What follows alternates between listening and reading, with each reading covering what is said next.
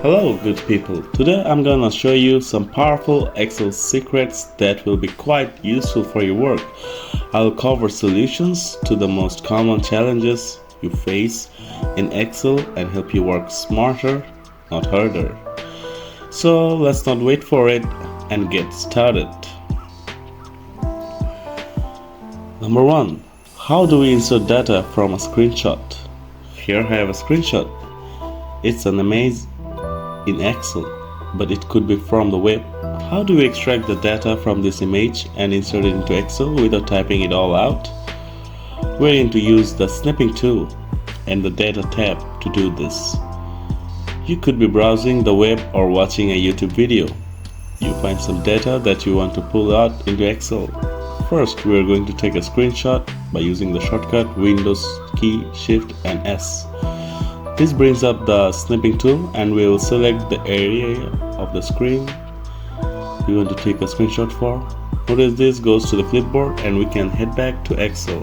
Next, we go to the data tab and then click on from picture. In this drop down we want to select picture from clipboard. That's going to extract the data from our picture. Sometimes you will see that you need to review, but in this case it's all clean. We'll click on insert data. Remember, you're responsible for validating the accuracy of all this data. We are fine with that, so we're going to click insert data. There we go. The data from the screenshot was captured and put into Excel. Number 2. Sum valid fast. 3 different ways. Normally, if you have data like this, you can sum it up by typing equals sum open parenthesis and selecting the data range that you want to sum, like so, and hitting enter. But there's a much faster way, which you press alt and equals and it produces the sum formula. Another way you could do this is to select the data that you want and head down to the status bar. You can right click on this and customize whether you want to show the sum or a different total.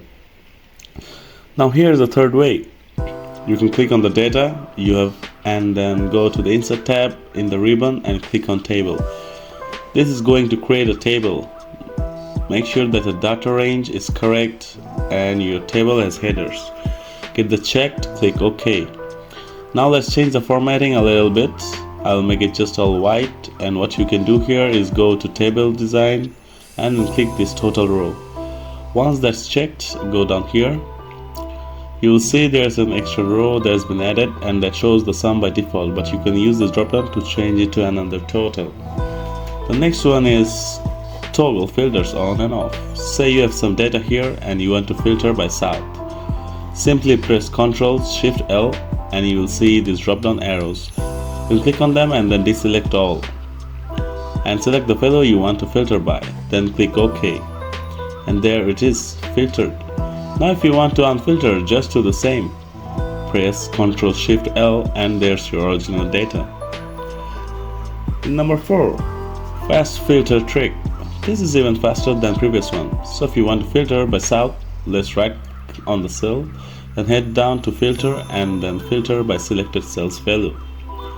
You click on that and voila, all done. Number 5. Center text across cells. Now you can select a cell like this and A and then click on merge and center up here, but that's a general no because it means you can't sort, select or filter very easily. I'll show you why.